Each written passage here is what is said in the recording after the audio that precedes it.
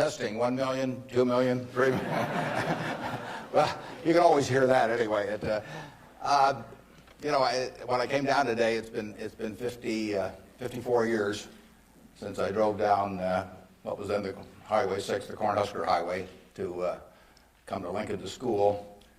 And even then, there was a lot of nostalgia attached with it because my father had attended the University of Nebraska in the 1920s.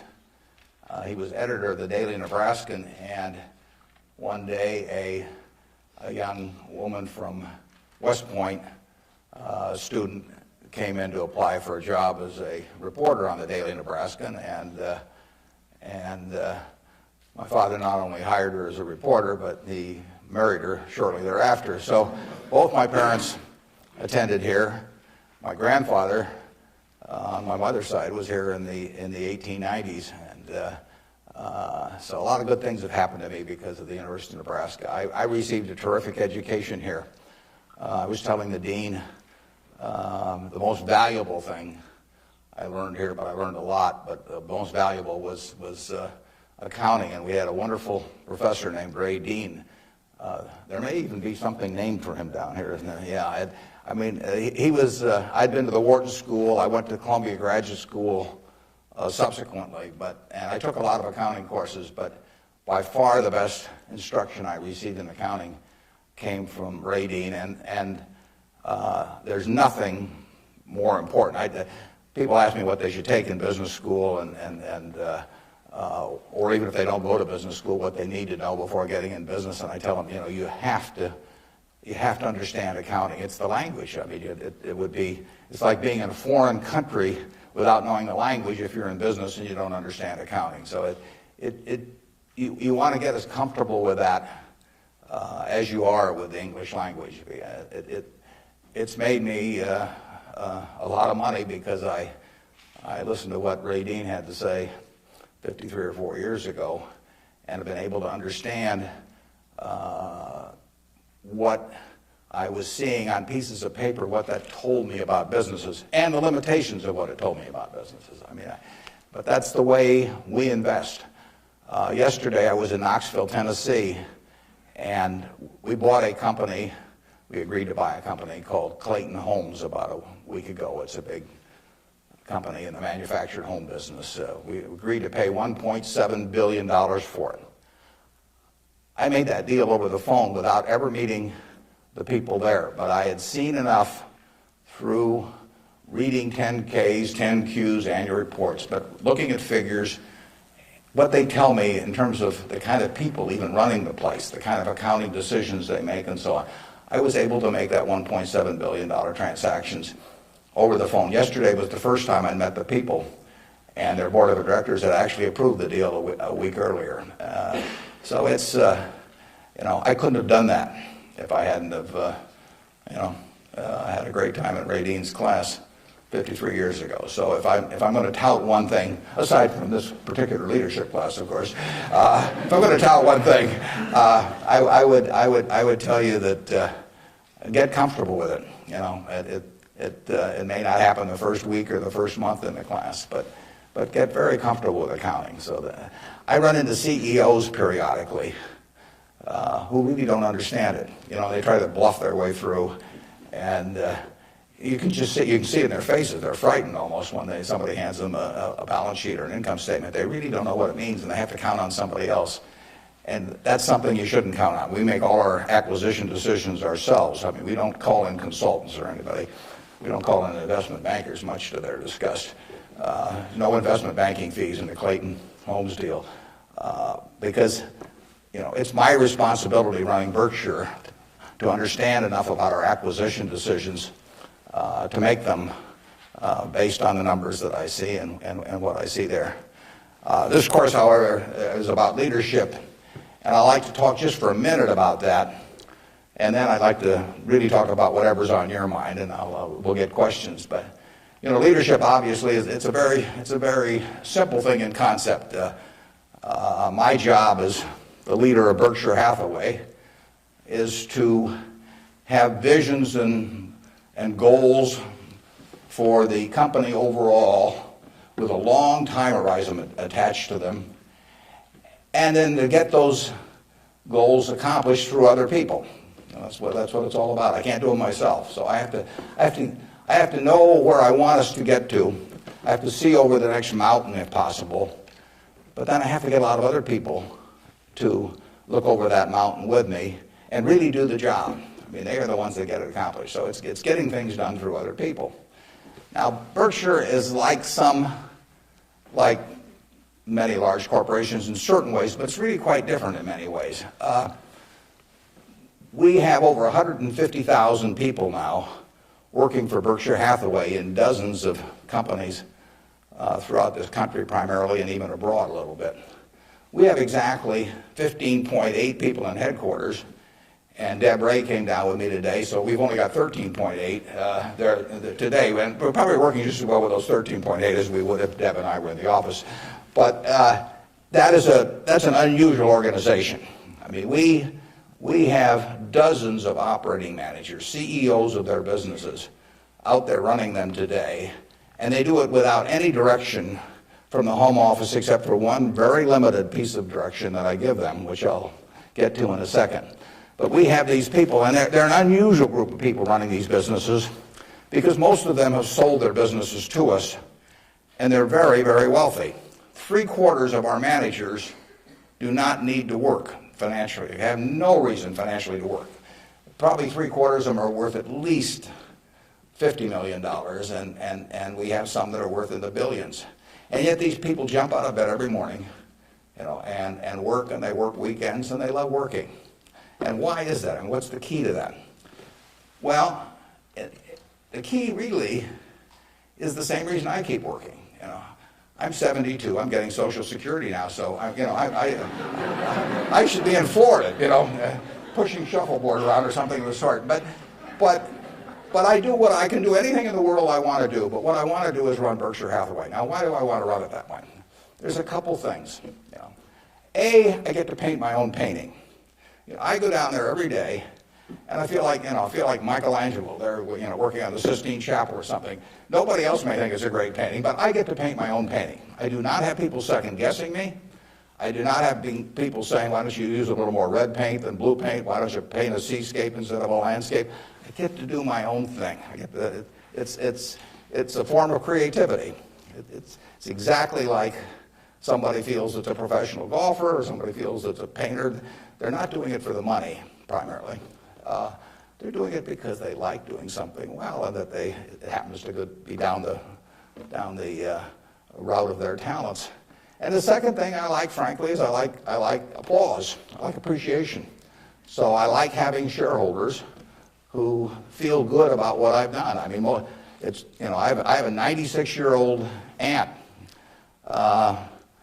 and her husband went to the University of Nebraska too, and she is, she has all her money in Berkshire Hathaway, and she counts on me.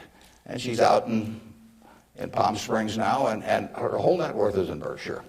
And I've got cousins, and I've got everybody in our family has got all their money in Berkshire. And so those people are counting on me, and that's kind of fun to have something where you can actually deliver for other people and change their lives in positive ways. As a matter of fact, we had a couple that nobody had ever heard of up until a few years ago, the Othmers in New York. They came from Omaha. Don Othmer went to Central High. Mitt Othmer, not sure which high school she went to in Omaha, probably South High. They left $750 million when they died. Nobody ever heard of them. And I think a substantial portion, went right here to the University of Nebraska. It was probably a total surprise to the university when they got, I don't know, you probably got $150 million or so. Yeah. Thank you. Yeah. Well, you should thank the Othmers, but nevertheless, you see the money, you see good things happening out of it. So it's fun. I mean, it's, it beats playing golf every day or something of the sort. So I say, if that's what turns me on, what's going to turn on these managers that are out there running things like Clayton Homes, or we've got a company, Flight Safety, that trains more pilots than anybody in the world. Flight Safety is run by an 85-year-old man, Al Yulshi. Al started the company with $10,000 in 1951. It now trains 4 or 5 times as many pilots as non-military pilots as anybody in the world. And he is there at 85, and it's a matter of public record. He's got $1 billion worth of Berkshire shares. He works 7 days a week. He loves it. And he loves it for the same reason that I love what I do. He gets to do it his way. He buys these big simulators that you train pilots in. He doesn't have to check with me as to whether to spend $15 million for a simulator. He doesn't ask me. He knows so much more about it than I do. Why in the world would he ask me? Well, I can't tell what kind of a plane I'm in, when I'm flying around. And Al is spending a couple $100 million a year on simulators, spending Berkshire Hathaway money, and he never checks with Omaha. He's never had to come to Omaha for any kind of meetings. He runs his own business, and that's what he loves in life. And I let him do it. I mean, that's my contribution to it, is really turning loose his energies. And, they were properly directed before we bought the company 7 or 8 years ago. Why should I think that, he couldn't keep running it after that? And like I say, at 85, he's still running it. The second thing that our managers like, in addition to this painting their own painting, is they too love applause. I mean, I try to be, I report in my annual report accurately what they have accomplished, but they accomplished a lot. You heard Susan Jock, I think, some weeks ago here. Susan came to Borsheim's, and she was making $4 an hour. $4 an hour. And at age, before she was 40, she became CEO of the second largest independent jewelry operation in the United States, from $4 an hour. But it's talent, and Susan knows more about, I don't know anything about jewelry, you could hand me a phony diamond or a real diamond, I couldn't tell the difference. But if I started telling Susan what to order in the way of jewelry, or if I started telling her what kind of terms to extend to customers or who to hire or anything like that, she doesn't need that in life. She really owns Borsheim's. We have the stock certificate. We get the profits. We get accustomed to. But it's her baby. It's her baby. She decides, everything about that place. And so it's her creation. And that feeling of ownership is really extraordinary, and it's so much better. I mean, it's the way I like to work, and it's the way, Susan Jock likes to work. It's the way Al Yoshi likes to work. And Susan, like anybody else in this world, loves being appreciated. I mean, there'd be something wrong with her if she didn't. And the truth is, nobody appreciates her more than I do. I mean, she is a talent. And we are lucky to have her, and we're lucky to have all of these other managers. So leadership at Berkshire really consists of taking a bunch of people who, in a baseball analogy, would be 400 hitters, and just handing them the bat and just telling them to get up their plate and take a big swing. There's very little to it beyond that. One thing I do is I send them a letter. We don't have meetings in Omaha. Some of our managers, there aren't any meetings, and there's no catechism or anything else. Once every 2 years, I send them a letter. This is it. Roughly one and a half pages or so. The only instruction they get from us. They don't send budgets to us. We don't care about those. Some of the companies use budgets, some don't use budgets. We adjust to them. Some of the managers I talk to a couple times a week because they like to talk frequently. Some of them I talk to literally once a year because they don't like to talk to me. And whatever, it's up to them. I adapt to them. The only thing I tell them, and this letter, which went out January 20th, 2003, it says it's been 2.5 years since my last memo. Now, how many big companies you have the managers out there? Been 2.5 years since they've heard from the home office. It's been 2.5 years since my last memo. Here are a couple things to keep in mind. And number one, and this is number one every time. This doesn't change. It won't change 2 years from now or 4 years from now or 6 years from now. Number one, we can afford to lose money, even a lot of money. We cannot afford to lose reputation, even a shred of reputation. Let's be sure that everything we do in business can be reported on the front page of a national newspaper in an article written by an unfriendly but intelligent reporter. In many areas, including acquisitions, Berkshire's results have benefited from its reputation, and we don't want to do anything that in any way can tarnish it. Last year, Berkshire was ranked by Fortune as the 4th most admired company in the world. This year, we were 3rd in the United States. They just published it. It took us 37 years to get there, but we could lose it in 37 minutes. And that's the message. I mean, we can lose money. It does, nicer to make money, but we'll figure out ways to make money. But we can't lose a shred of reputation, because you don't get it back. And you can. I said 37 minutes, but you can lose it a lot faster than that. You can lose it in 5 minutes. And in fact, I was talking to Bruce coming in, and he did some work around Salomon Brothers, and I went back there 11 years ago because this firm, which had the second largest balance sheet in the United States at that time. It was a preeminent firm on Wall Street. John Goodfriend, who ran it, had his picture on the front of Business Week as the king of Wall Street. And in late in April 1991, he made a fateful decision. It was reported to him that an employee down the line had flim-flammed the U.S. Treasury, had broken some rules, tried to play games with him. And John did not report that fact to the Treasury or to the Federal Reserve or to the SEC or to anybody else. He didn't do anything wrong himself, but he got behind the curve. He didn't report it. The president of the company, Tommy Strauss, didn't report it. If you saw that Katie Couric show on Sunday night on the Central Park Jogger, Tom Strauss was on there, but Tom Strauss ended up losing he was president of Salomon Brothers. John was chairman, John Goodfriend. They didn't do anything. They dawdled.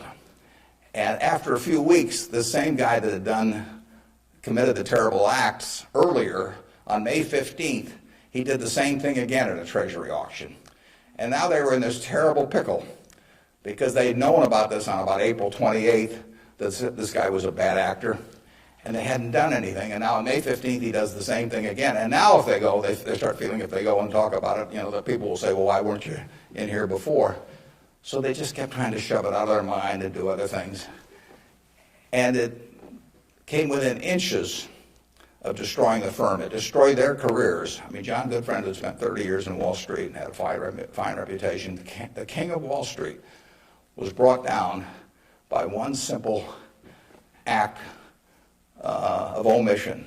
All he had to do was pick up the phone. Jerry Corrigan was head of the New York Fed. He had to pick up the phone and say, Jerry, you won't believe this, but this crazy guy in our Treasury Department, a fellow named Mosier, has just done this thing, and I'm terribly embarrassed, and what can we do to make it right? I mean, and Jerry Corrigan, being Jerry Corrigan, would have turned red in the face and gotten very mad and issued a lot of language I couldn't repeat here, but in the end he would have said, thanks for calling and telling us about it immediately, and we'll slap a fine on you or do whatever is appropriate.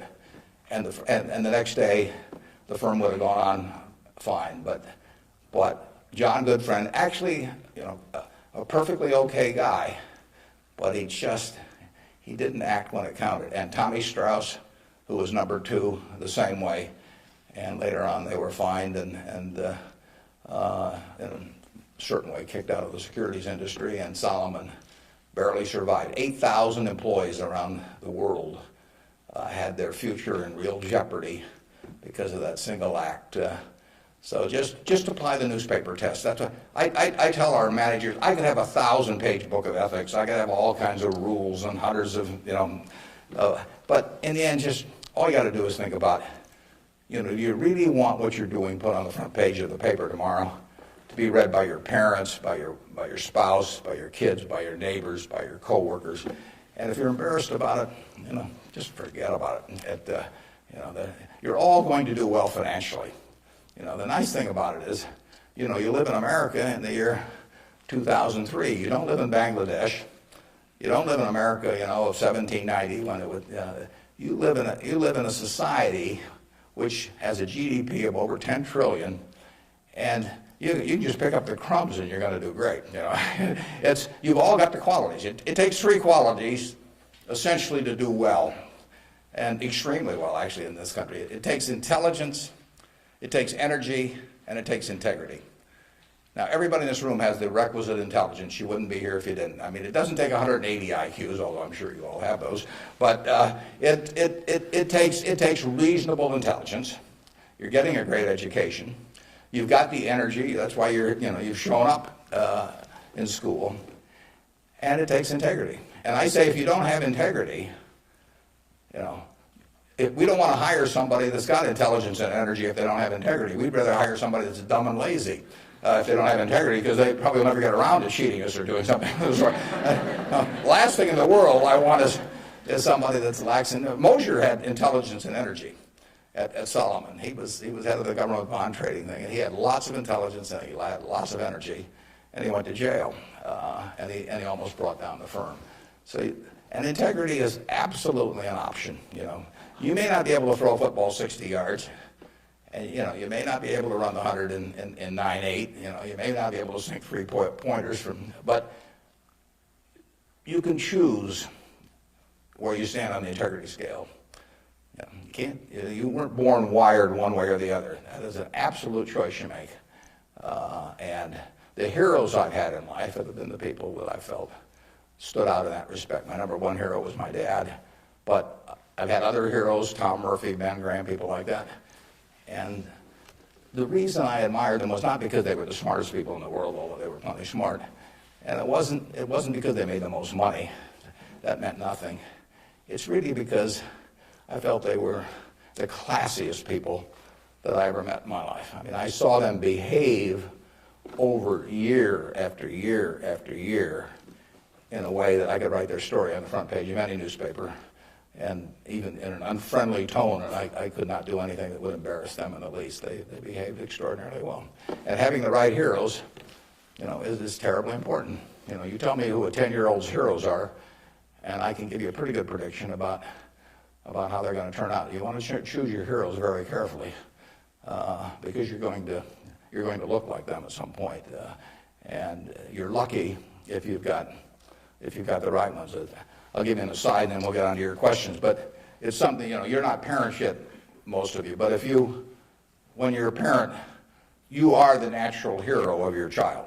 You're this great big thing, or there's two of you great big things, and there's a little tiny child dependent on you and everything. You are the natural hero, and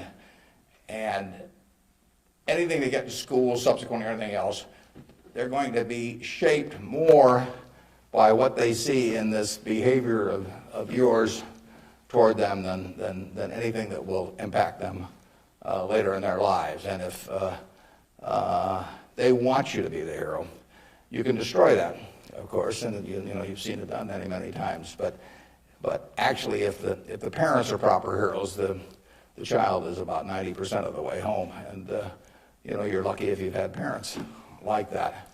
And you can be that to your children, or you can be something else, and you're shaping that person. It's nice to learn accounting when you get to Nebraska, but the behavior model that you take on is incredibly important. Let's talk about what's on your mind now. You can ask tough questions. It's more fun for me, and they can be about business, they can be personal, they can be political. You pick it out. And. Good morning. When you were rejected from Harvard Business School, it was obviously somewhat of a failure in your mind. How do you adapt to your failures in life to make you more successful? Yeah, well, that's a very good question. How do you turn failure into a plus? And it's true. When I was at the University of Nebraska, one day I was reading the Daily Nebraskan, and it said in room 300 or something, at 3 o'clock, there will be this panel of 3 professors here at the university, and they're going to award the Nathan Gold Scholarship. I don't know whether you still have that around.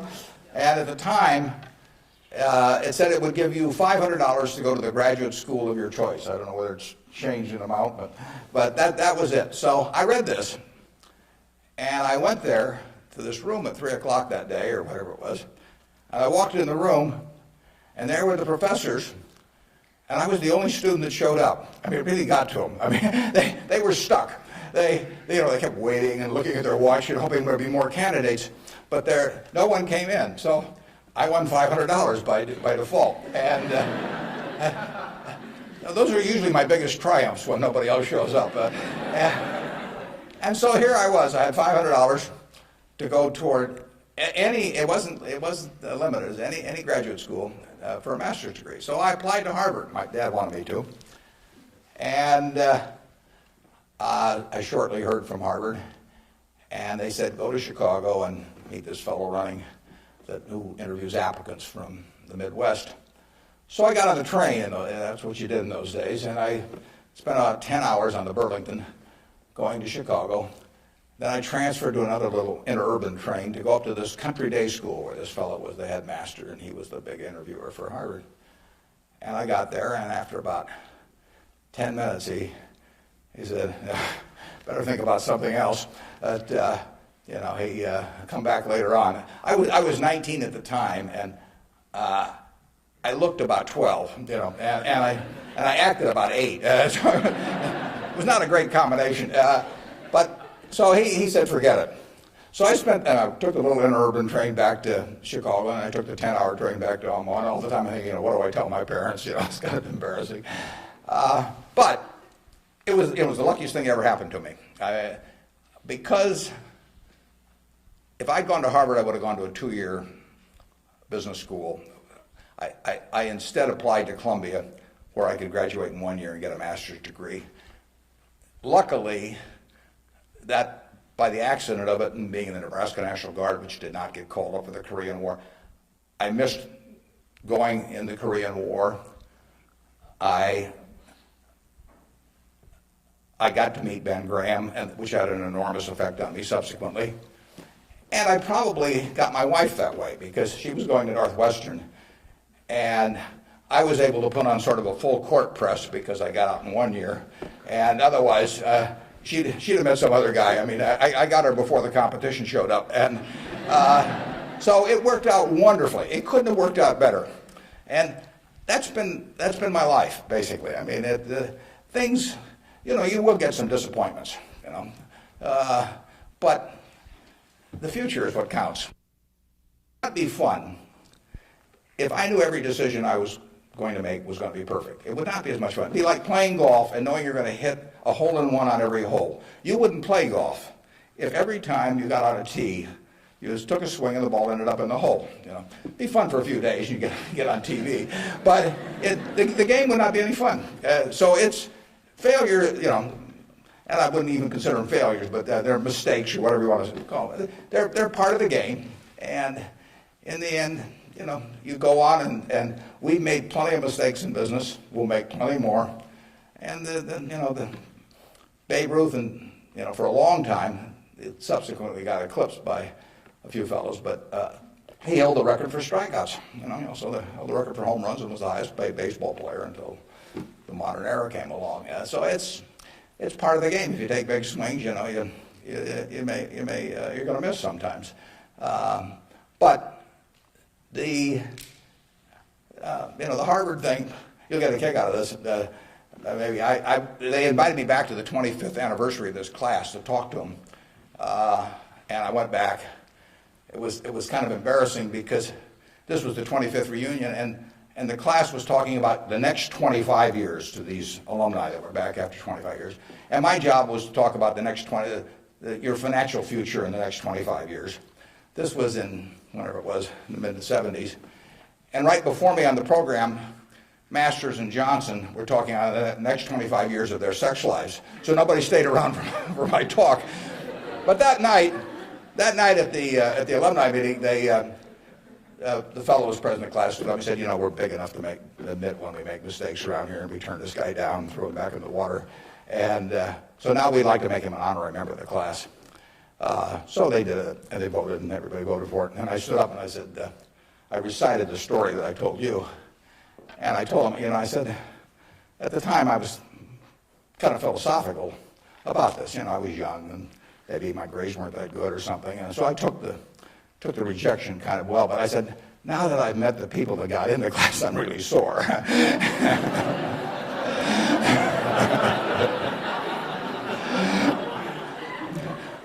Okay, who's next? Yeah.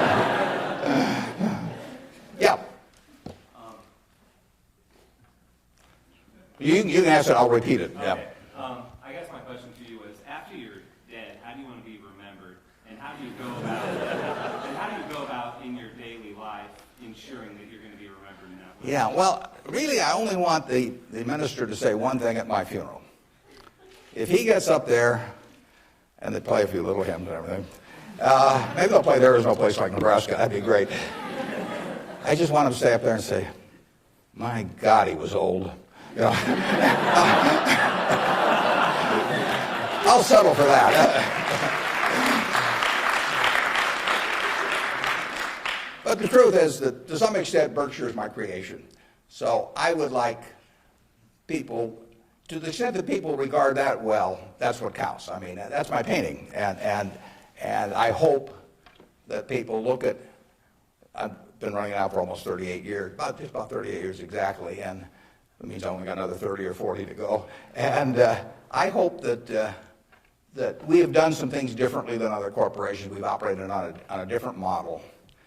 And I hope two things about it, actually. I hope, A, that people realize that model works and why it works and so on, because it does conflict with certain management theory over the years. And secondly, the important thing is that it lasts well beyond me. I was down at Walmart 6 months ago and talked to their management group, and I had a great time. What is really astounding, I voted for Walmart as the most admired company in the country last year. That's where my vote went. It was astounding what Sam Walton built, starting in Bentonville, Arkansas with a pickup truck, taking on J.C. Penney and Kmart and Sears and all of these people with no money, no real estate, no preference with vendors, no credit card list, anything. He just took them on, and of course he just ran away from them. But the really impressive thing about Walmart is that Sam died about 11 years ago, and there had been no momentum lost. I mean, what he instilled in that company, nobody else could have built it like Sam, but David Glass first and Lee Scott now as the CEO, they have kept that company with its special culture going at full steam ever since. And that's really what I hope happens with Berkshire, and I've tried to think about ways to make that happen. But the real test will be if 10 or 20 years after I die, that the special culture that I think is part of Berkshire is not only just as strong as ever, but even stronger.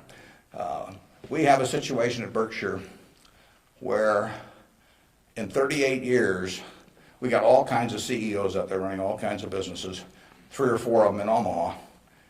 We have never had one CEO ever leave us, period, to go someplace else.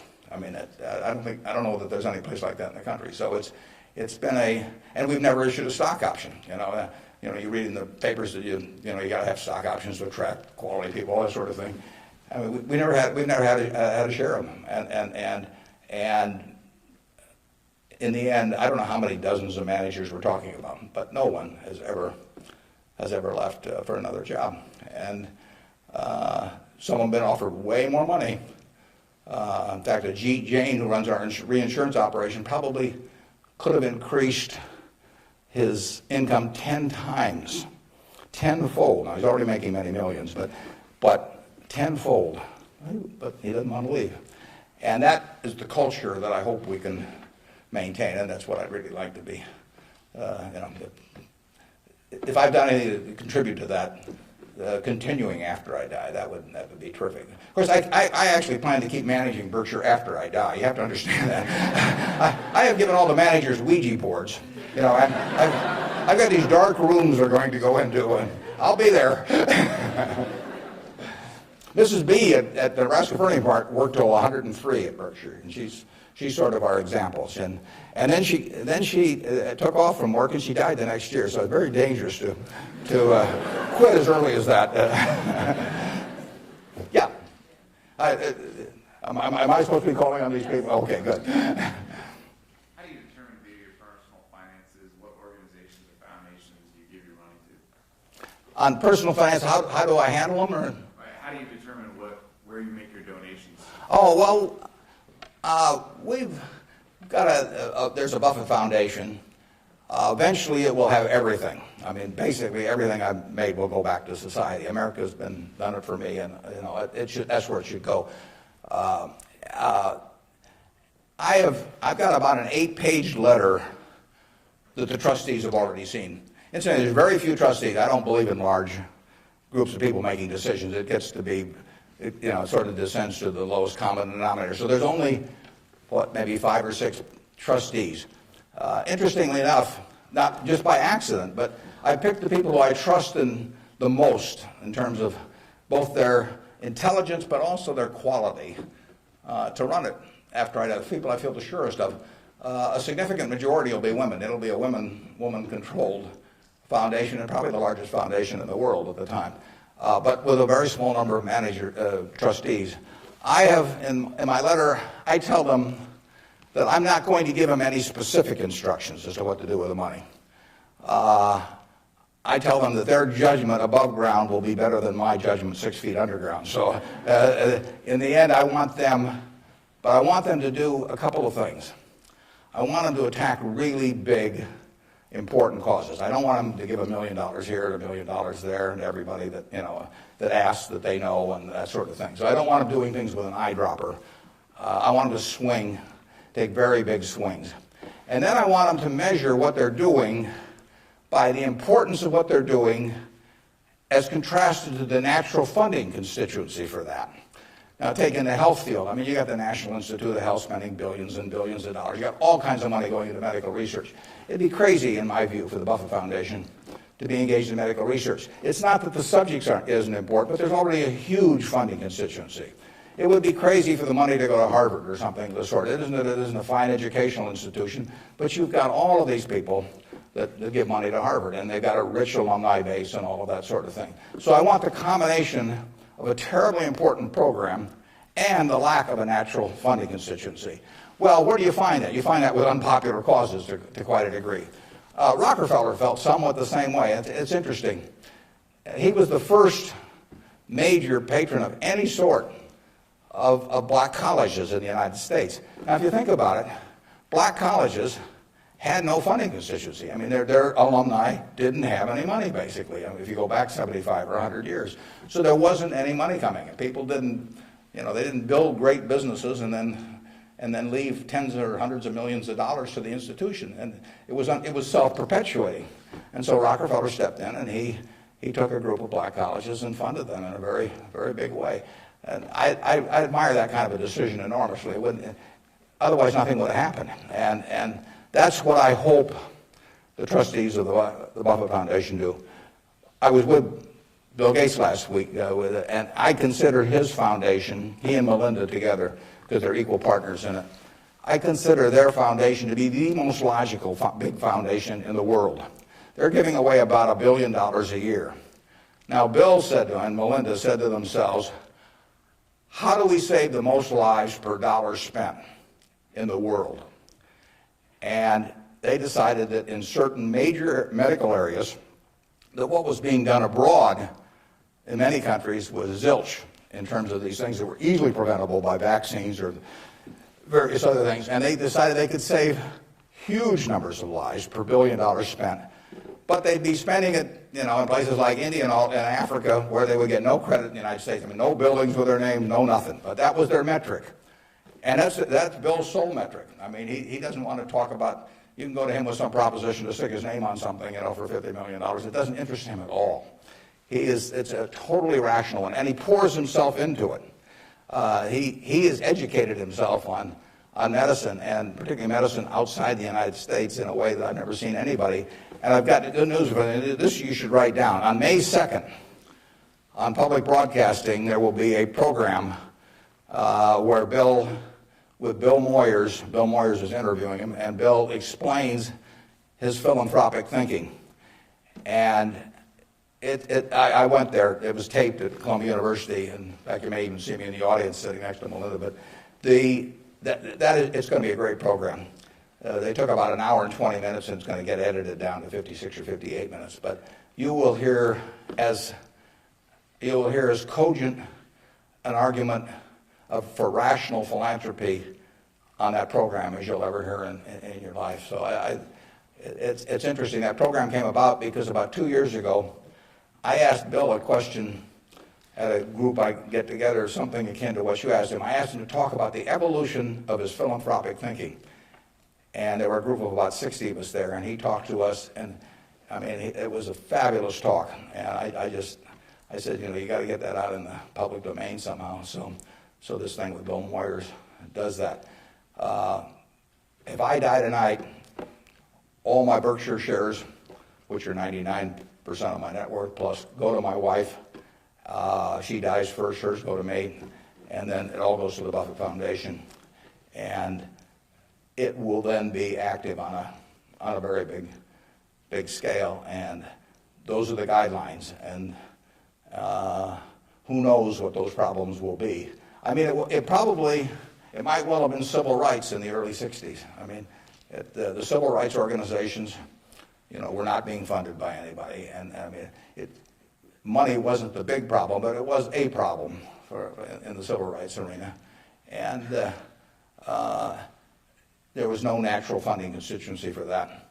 It was a very important issue, but it was an unpopular issue in many respects. And it seems to me that's where the money should go, particularly if you have it on a big scale where you can really do something. Depends when I die, but 10 or 15 years from now, the foundation could really, it could have a lot of money. And so they could do some things that nobody else could attempt. And it won't be what people want them to do. That's the nature of it. If it was what people wanted to do, it would already be being done. The interesting thing, the contrast between business and philanthropy is interesting. In business, I swing at easy pitches. I stand there at the plate, and if I like pitches 1 inch above my navel, right in the center of the plate, I can wait and wait and wait because there's no called strikes. As long as that bat's on my shoulder, nobody's calling a strike. If the pitcher throws me General Motors at 36, IBM at 82, Microsoft at 25, and I don't swing, it's not a strike. It's not a hit either, but it's not a strike. Only when I swing is it a strike. So I wait for easy pitches. I wait for things I understand are exactly in my sweet spot. Philanthropy is just the opposite. You're looking at the toughest problems the world faces, and they're intractable to some extent. These are tough problems. And they have resisted the utilization of money over the years, and that's what makes them tough problems. The problems you can solve with money are the easy ones. It's the problems you can't solve with money. So they are very tough problems. One thing I've gotten involved in just a little bit recently is something that Sam Nunn is heading, the former senator, called the Nuclear Threat Initiative. And essentially, Sam Nunn, who is as well informed as anybody in the world on the subject and articulate and everything, is working on the problem of the nuclear materials and or nuclear talent that exists around the world that might become available to terrorists or to governments to impose on the rest of the society. And there are vast amounts of uranium and lesser amounts of plutonium, and there's a lot of unemployed Russian scientists and so on. So this is something that Ted Turner actually set up a couple of years ago and got Sam to handle. And because AOL Time Warner stock, which was being used to fund it from Ted, has gone down a lot in price, they've run short of money. So that's something I'm involved in. It doesn't, it's not something that has any popular appeal. You can't send out something and get hundreds of thousands of people to respond. But that's the kind of thing that I think the foundation should be doing. Yeah. With the government possibly considering eliminating double taxation on dividends, would you ever consider declaring a dividend on your stock? And what kind of decision-making process do you go through when you're looking at those businesses? Yeah, the question is, with the government considering eliminating the double taxation on dividends, would that change our attitude at Berkshire toward paying dividends, and what sort of decision-making framework do we have about whether we pay dividends or not? Berkshire, I took it over in 1965, and we paid 10 cents a share one year. It happened in the late 60s. I can't remember it. I blocked it out of my mind. I must have been in the men's room or something, because that was the only dividend we paid. The determination is very simple on dividends. Can we retain $1 or $1 billion, or whatever the amount is, of earnings, and have that dollar become worth more than $1 in immediate present value? Now, even though it may not get used for a few years or something of the sort. In other words, is that dollar worth more than $1 if kept in the business? Forgetting about taxes entirely. Let's assume a total tax-free society in terms of dividends. And the answer to that so far has been yes. We have kept the dollars that we've earned and we have created more than $1 of market value for every dollar we've retained. And as long as we can do that, it's silly to pay out $1, even if it's not taxed, and put it in my pocket, where it's still only worth $1 if I can create more than $1 worth of value in the stock. So we have done that now for a lot of years. It doesn't mean we can do it forever, but we've done it for a lot of years, and that is the test. And you will find in the back of the Berkshire Hathaway annual report, which we'll be glad to send to any of you. It's on the internet also. But you'll find in the back of the Berkshire report something that isn't in any other report that I know of. It's something called the Economic Principles of Berkshire Hathaway. That's been in the report every year now for at least 20 years. And those principles don't change. That's why they're principles, and it's why I'm willing to lay them out. I mean, if I act in conflict with those principles, I expect the owners to, to call me on it. But I look at the investors in Berkshire as my partner. Now, I'm the managing partner. They can't, because I own so much stock, they can't do much about me. So they ought to know what the game is if they join us. And that doesn't mean everybody wants to join us, but they ought to know what the rules are. Just as if you and I were starting a partnership and I was going to run it, you'd want to know, how we were going to conduct business and what my thoughts were and what my time horizon was. Would we ever sell? Would I make distributions? All that kind of thing. So those principles cover this point you raised. I don't forget what's the third or fourth one or something like that, but it's explained there, and I want people to I want our owners to understand it. I mean, I look at every owner when I write my annual letter to shareholders, which takes me an ungodly amount of time. I mean, it's miserable, but nevertheless, it's important because it is the one time a year I'm talking to my partners. And when I started out, I actually mentally put Dear Doris and Bertie, because those are my sisters, and they have all their money in Berkshire.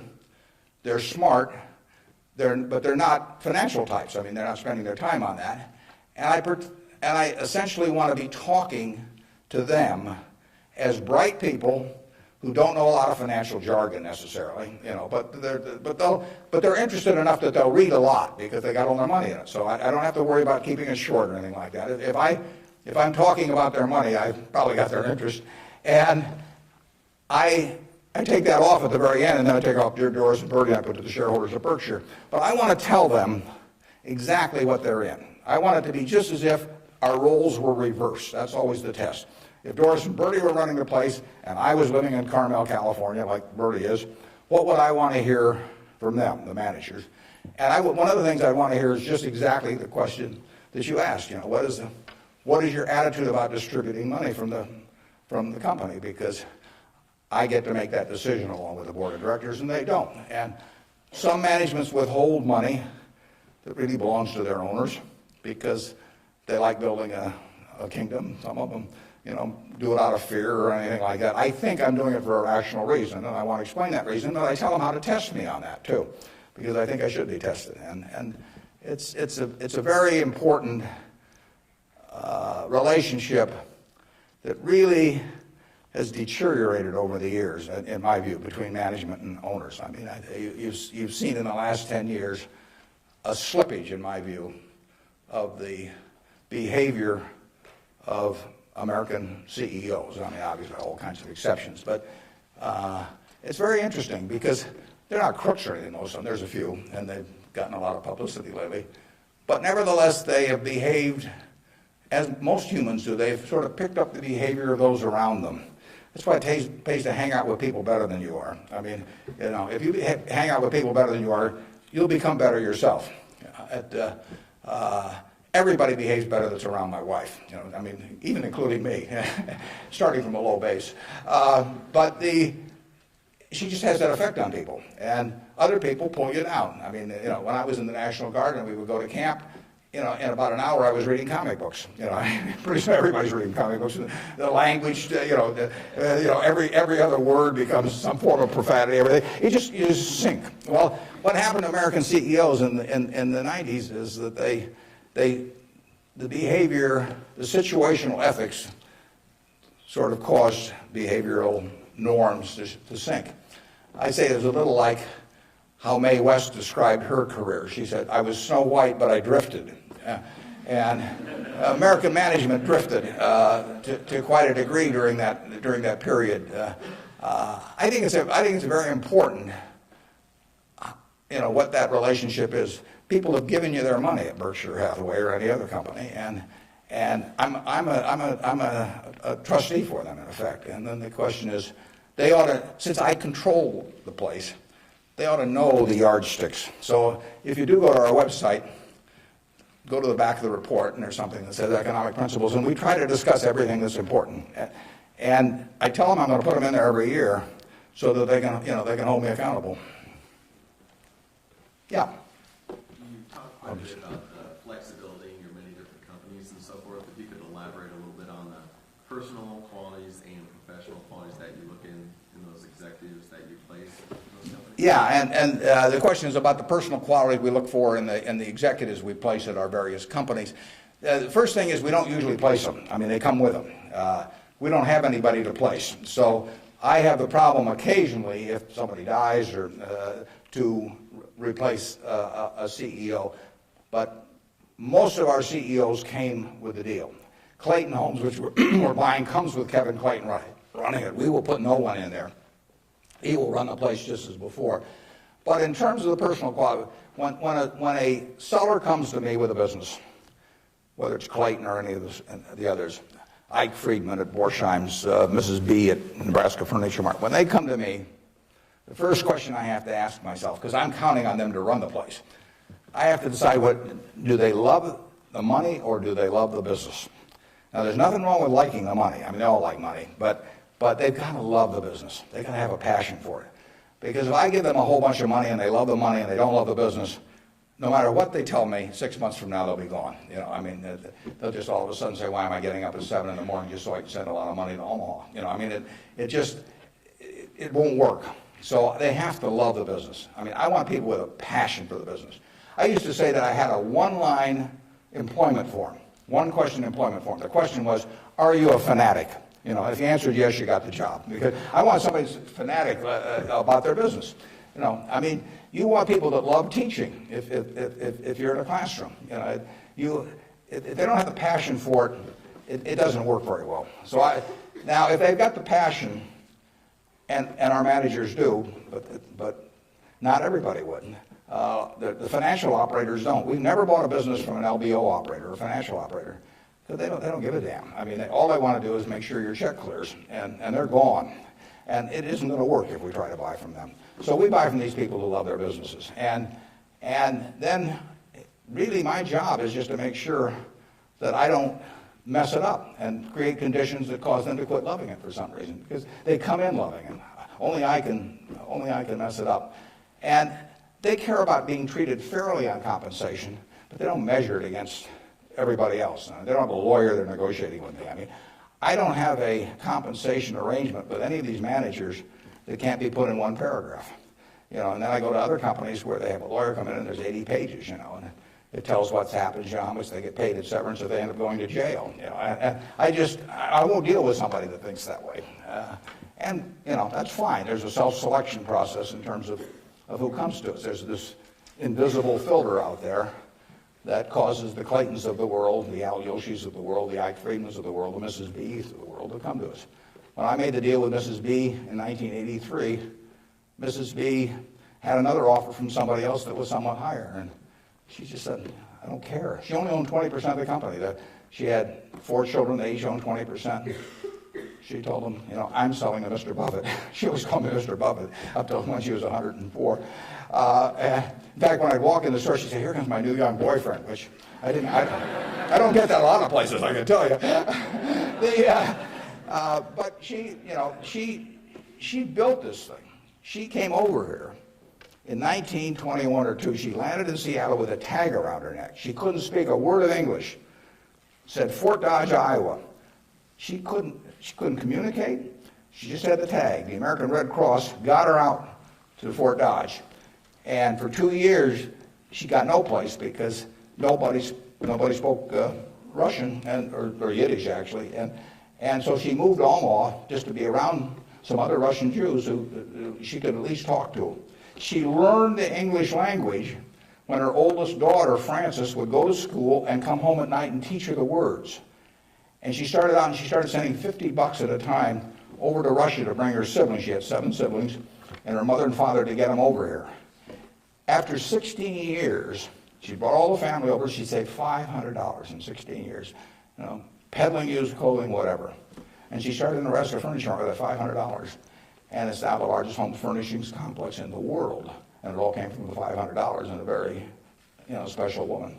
And can you imagine building something like that and selling it, to some financial operator who's going to resell it, and try and go public with it a couple of years later? And it meant something to her. She wanted it to continue like it has continued.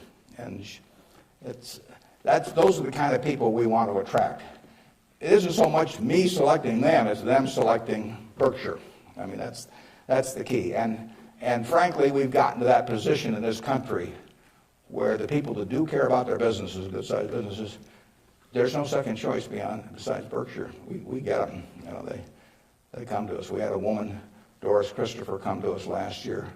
Doris Christopher, in 1980, had 2 little girls, lived in Chicago, lived in a probably $20,000 house.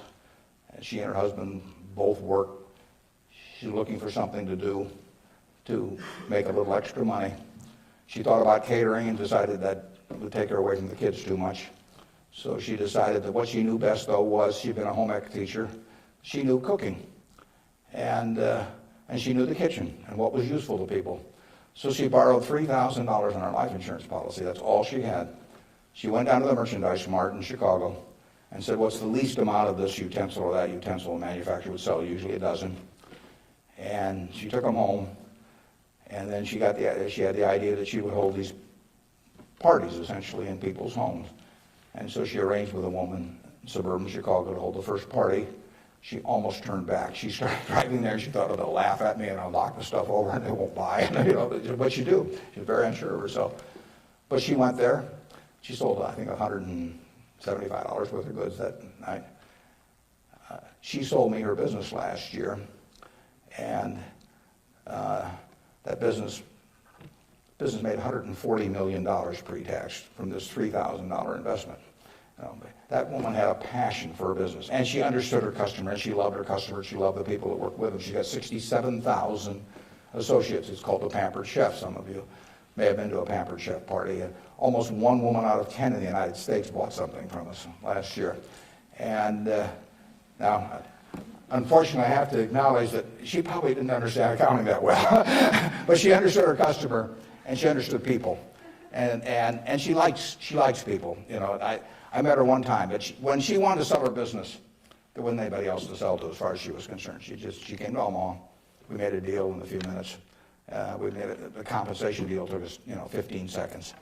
She's running the business. I've never been there. They're in Chicago. I hope they're there. I mean, we paid a lot of money for this. I mean, someday we'll buy a business and there'll just be some guy in a closet someplace saying, what figure shall I send Warren this month? But I've never been there. I've met her and I've seen the results of what she's done, and she is in love with the company. Yeah.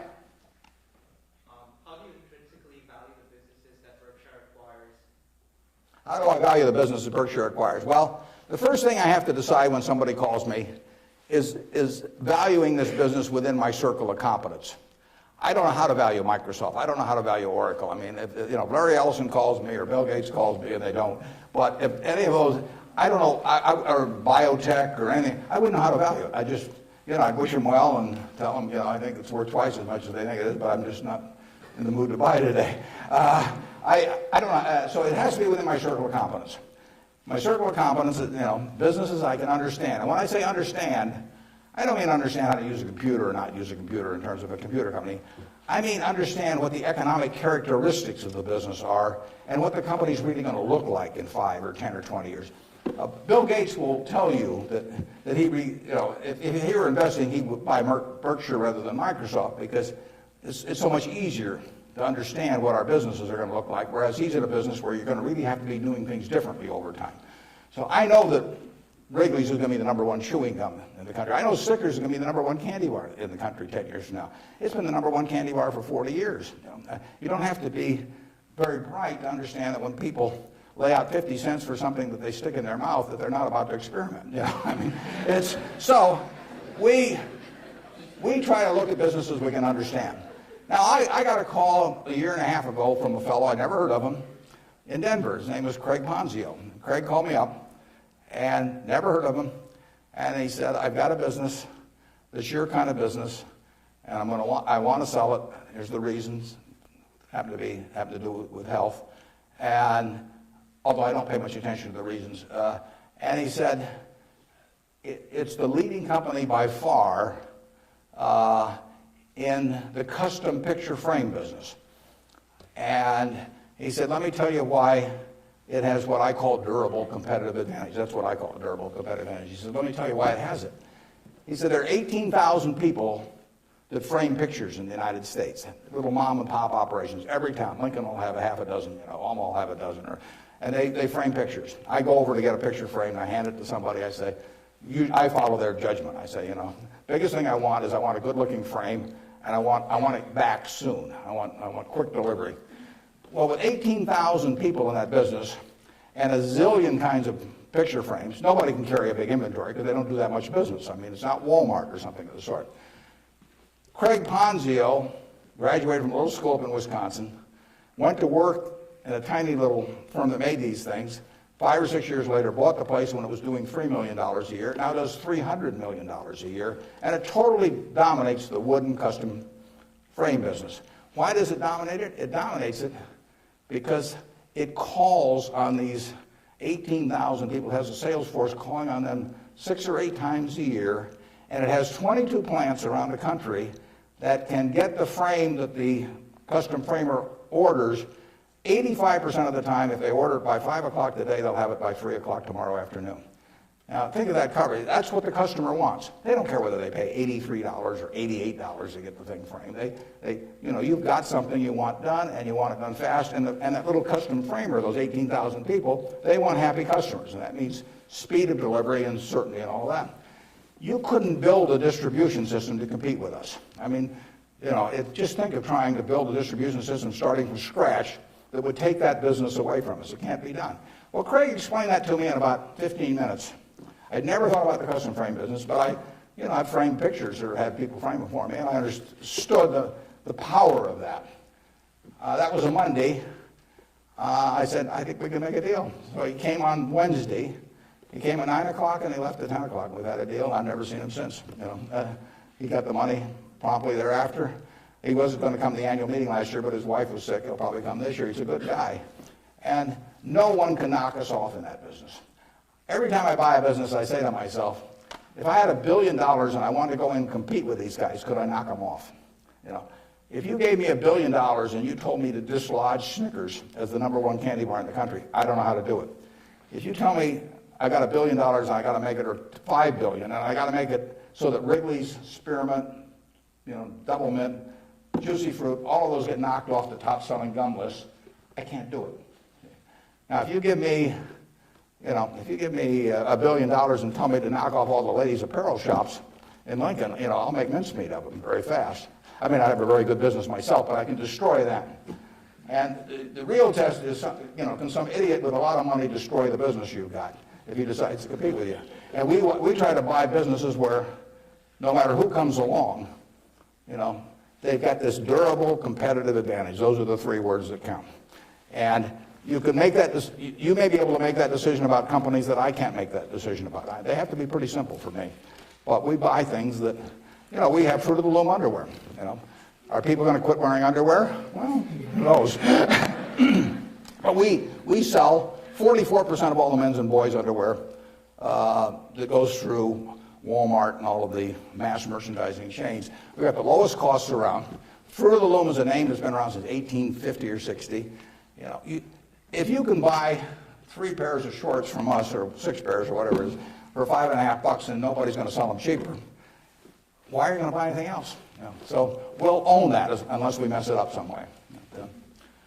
We've got a very potent advertising slogan there. We cover the asses of the masses. Sort of gets to it, doesn't it? Yeah, up there.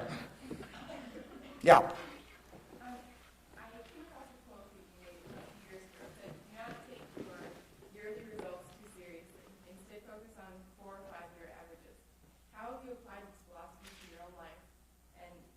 Examine your successes in your personal life based could you repeat that just a little louder? I think I got most of it, but try me again. Okay. I'm going off your quote that says, do not take yearly results too seriously. Yeah. Instead, focus on 4 or 5 year averages.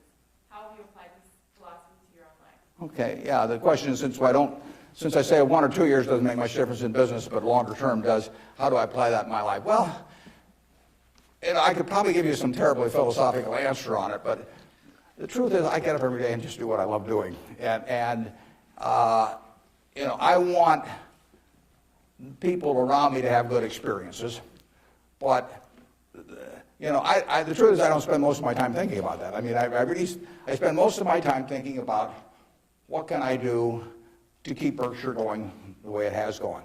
But I will tell you how to apply that, and it works reasonably well, I think, at Berkshire, because we get this self-selection of people to join in. I mean, we have created a working environment where in 38 years nobody's left that runs it. So I do feel good about that, obviously. I feel good about the results of the investors and, the Hoffners and those people. I mean, actually, I think a fellow may write a book about what's happened with all the money that all these different people have made in Berkshire. But I'll tell you the test on that, and it's a terrific question, because you will, when you get to my age, you will not measure how well you've done by how much money you've got. I can guarantee you that. You'll all do fine on money anyway. I mean, think about it. 7 hours a day, you're in a bed. You got exactly the same mattress I've got. If you don't, we'll sell it to you at the furniture mart. So we're on a parity. I can't outdo you, in terms of my sleeping enjoyment. You can match it by buying this mattress, which we'll give you a special price on. Just mention my name. We eat at the same places, We eat at Dairy Queen, particularly if you're in my position because we own it. But we eat at McDonald's and Burger King, and when I leave here, I'll stop by a fast food place. So our eating experiences are the same. We travel the same. I mean, I had a 10-year-old car up till about a year ago, and it just doesn't make any difference to me. They all work. We live in a place that's warm in the winter and it's cool in the summer, and we watch the Super Bowl on big screen TV. You do it, I do it. We dress more or less the same. I mean, I pay more for my clothes, but they look cheap when I put them on. So we're really on a parity. Yeah. So the money isn't going to be that big a deal. Everybody in this country is going to, with the intelligence this group has, the energy you have, you're going to do well. So what's the difference? What really counts?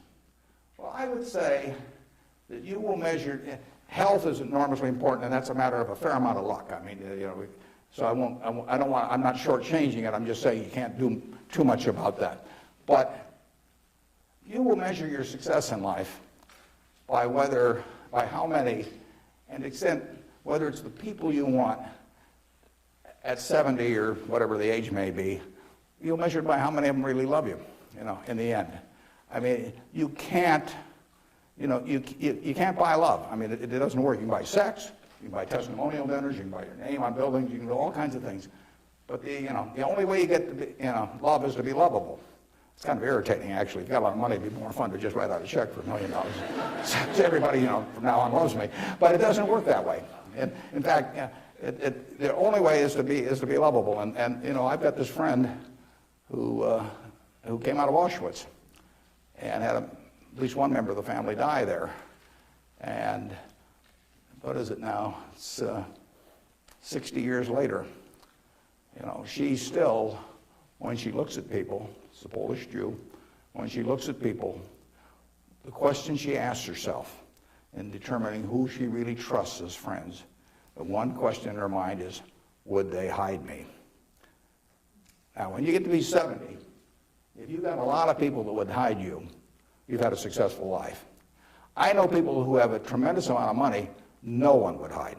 Their own kids wouldn't hide them. I mean, they really wouldn't. I mean, their business associates wouldn't, or anybody else. If it really came down to it, they don't have anybody's respect. They've got their attention maybe with money or something of the sort, but nobody loves them. And my friend Tom Murphy at Cap Cities TV, I mean, dozens of people would hide Murph. All kinds of people would hide my wife. Ben Graham, a lot of people would have. My dad would have had a number.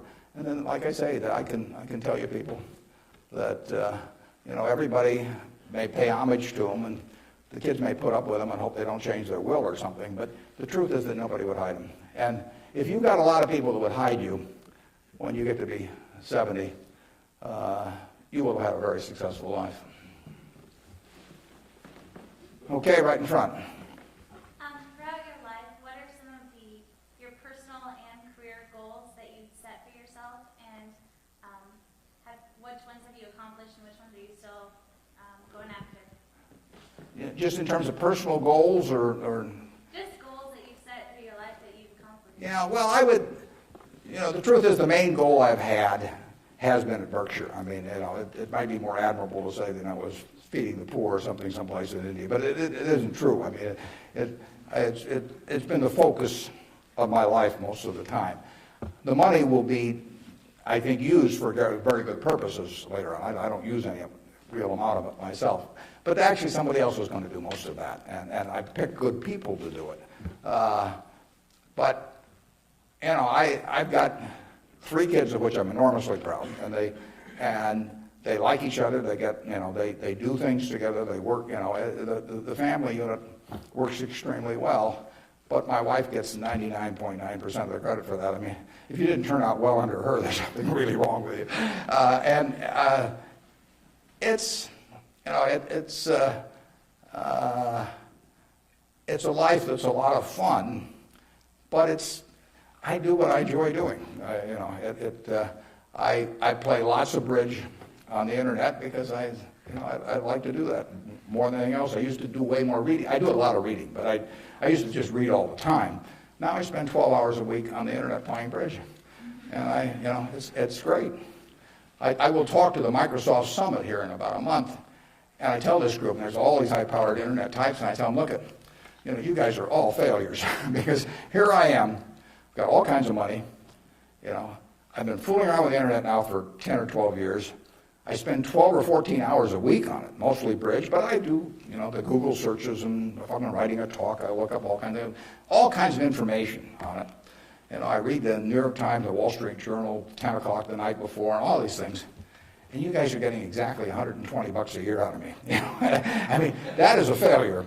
They have not figured out how to get any money out of me. And I gave them this talk last year, and this year I'm going to go back there and say, you've made no progress at all. It's $120 last year, it's $120 this year, and in between I've had 600 hours of enjoyment and learned all kinds of things. So I do enjoy, that. I enjoy that more than anyone. Now, when I was young, I thought I had a lot of money. I'd own a professional sports team, and I'd play golf all the time, maybe have my own private golf course, and all kinds of things. Just doesn't mean anything to me, I have something where 365 days a year, everything is good. I work around terrific people. One of them is here today that came with me, that drove me down. And I mean, I get to select the people I work with. That's a huge, huge luxury. I mean, literally, just think of if you had to work for a boss you couldn't stand, or work around people that cause your stomach to churn. It'd be miserable. So the ultimate luxury really is doing something every day that you love doing with people that you love doing it with. And I've got that, by accident to some extent. I say if you take on a job just to make a lot of money and it causes your stomach to churn, and you go home at night and kick the dog and all that sort of thing, that's a little bit like marrying for money. It's probably a bad idea under any circumstances, but if you're already rich, it's crazy, right? I mean, if I marry for money, I would have my head examined. And what's it going to do? And so it is, and we're lucky in this country. I mean, we won what I call the ovarian lottery when we were born in this country. It was 4 times or likely you would have been born in China, just about as likely you've been born in Bangladesh. You're born in the greatest society in the world, so make the most of it and have a good time. Let's see, who's had, okay, up there. You 2 guys are next to each other, you can fight it out. What has, whether it be professionally or personally, kept you and your business in Omaha or in the state of Nebraska? Well, that's a good question. Why do I stay in Omaha? Well, I love it. And, my grandfather went to Central High, my dad went there, my wife went there, my kids went there, and now my grandchildren are there. My grandchildren say they have the same teacher that my grandfather had. But there's continuity, there's friends, there's all kinds of things. I mean, there's no disadvantage to being in Omaha. I mean, I like New York when I'm there. I've got a house in California, and I get around some, but I can't imagine anything better. I mean, You know, what doesn't it have? I have a home. I've never sold a house in my life. I have a home I moved into in 1958, so I've been there, 45 years or so. I'm 5 minutes from the office. I moved into the office in 1962. I've been in there 41 years. We've just gotten so we take a whole floor. It's taken us 41 years to where we can use a whole floor. Kind of discouraging. But there I am, 5 minutes from the office. Everything's easy, and it all works. I know I've known the doctors all my life. I've known everybody. I feel connected. My aunt taught in the public school system in Omaha. I named a scholar prize that I give after her. But I mean, it all means something. And I've lived in New York for a couple of years. I lived in Washington, D.C. for some years. I never felt that kind of connection at all. So and there's absolutely no disadvantage. I get the same information. Actually, with the internet and, and Bloomberg and all of that, no one can get any information any faster than I can get it. And there's just no downside. And I think it's been a terrific environment for my kids to grow up in. I mean, my kids have grown up in a neighborhood, perfectly normal neighborhood. I mean, no fences around it, no golden ghettos or anything of the sort. They've gone to an integrated public school. School has probably had between 20 and 30% black students for 75 years. They have great teachers. I think that part of education is a total life experience, and I think it's great that we have a good public school system in Omaha. If I lived in Washington or Los Angeles or New York, I'd have to send my kids to private school. I wouldn't want to do that. I'd do it because I wouldn't send them to a vastly inferior school just to prove some point. But the nice thing about it is I haven't had to make that choice in Omaha. I've got classy public schools, the same kind I went to 50 or 60 years ago. And they get more out of that experience, in my view. They have a better balanced view of life going through that experience than if I sent them off to some private school. I was with, actually, last week, there were 6 couples. Bill and Melinda Gates arranged it, and they had the headmaster of a private school in Seattle that Bill went to, and it's a classy school. But, if I gather in terms of the public school system, that you're making a conscious decision to hurt your kid if you don't send them to a private school if you can afford one, and that's why these people do it. And I don't blame them. I mean, I do the same thing. But the nice thing about it is that Omaha, and I'm sure Lincoln as well, and throughout Nebraska, we have kept a good public school system. And frankly, I think that's one of the most important things in America, because one of the things has made America what it is. Think about it. 1776. 3 million people in America, 300 million people in China. They had 100 times as many people. They had the same IQs we had. They had the same physical abilities and all that sort of thing. They had a culture that went far back. They had lots of natural resources. We didn't know about it then because we didn't have oil and they didn't have oil, but we both had oil in the end. Coal, all these things. Educational institutions that far surpassed ours at the time. And now we end up, 230 years later, we end up with, 36 or 7% of the world's GDP, from those 3 million people. Something about this system really works. Now, I think one of the things that works about it is we come closer to equality of opportunity than any major country in the world. But one of the keys to having equal opportunity is a good public school system. If you have one public school system for the rich and one for the poor, you do not have equality of opportunity. It's really one of the top things on my list. And when I got asked about, what you can do with money, I think that anything that creates equality of opportunity, right from the word go, I'm talking about from when you're 5 years old, and actually my daughter's working on something that goes back before that, but anything that creates equality of opportunity is what's going to keep, America the kind of America that we have now. It's vital, and there's nothing more important than that than having a first-class public school system. And unfortunately, the communities where they've lost it don't get it back. I say that an outstanding